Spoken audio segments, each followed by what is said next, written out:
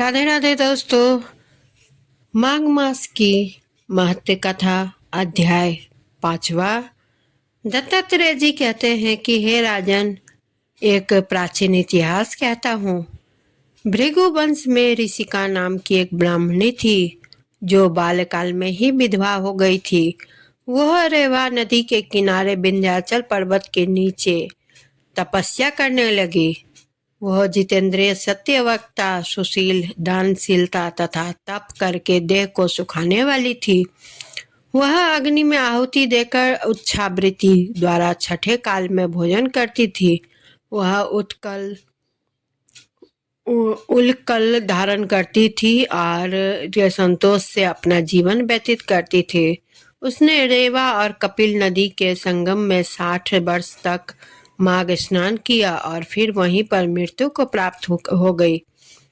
माघ स्नान के फल से वह दिव्य 4000 वर्ष तक विष्णु लोक में वास करके सुंद और उपसुंद दैत्यों का नाश करने के लिए ब्रह्मा द्वारा तिलोत्तमा नाम की अप्सरा के रूप में ब्रह्मलोक में उत्पन्न हुई। वह अत्यंत रूपवती, ज्ञान विद्या में अति प्रवीण तथा मुकुट कुंडल से शोभायमान थी।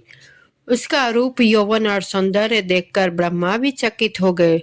वह तिलोत्तमा रेवा नदी के पवित्र जल में स्नान करके वन में बैठी थी। तब उस सुंद व उपसुंदर के सैनिकों ने चंद्रमा के समान उस रूपवती को देखकर अपने राजा सुंद और उपसुंद से उनके रूप की शोभा का वर्णन किया और कहने लगे कि कामदेव को लज्जित करने वाली ऐसी परम सुंदरी स्त्री हमने कभी नहीं देखी, आप भी चलकर देखें। तब वह दोनों मदिरा के पात्र रखकर वहां पर आए जहां पर वह सुंदरी बैठी हुई थी और मदिरा के पान विहल होकर काम कीड़ा से पीड़ित हुए और दोनों ही आपस में उस स्त्री रत्न को प्राप्त करने के लिए विवादग्रस्त हुए और फिर आपस में युद्ध करते हुए वहीं समाप्त हो गए।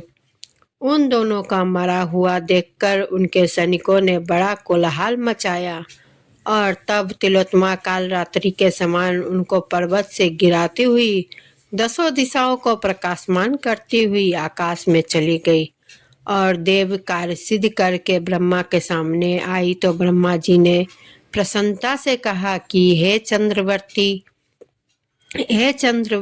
मैंने तुमको सूर्य के रथ पर प्रस्थान दिया। जब तक आकाश में सूर्य स्थित है, नाना प्रकार के भोगों को भोगो। सो हे राजन, वह ब्राह्मणी अब भी सूर्य के रथ पर माघ मास स्नान के उत्तम भोगों को भोग रही है। इसलिए श्रद्धावान पुरुष को उत्तम गति पाने के लिए यह यत्न के साथ माघ मास में विधि पूर्वक स्नान करना चाहिए। दोस्तों, 5वां अध्याय यही समाप्त होता है। आप सभी को मेरा यह कथा कैसी लगी सब्सक्राइब जरूर करें चैनल को और कमेंट करना ना भूलें।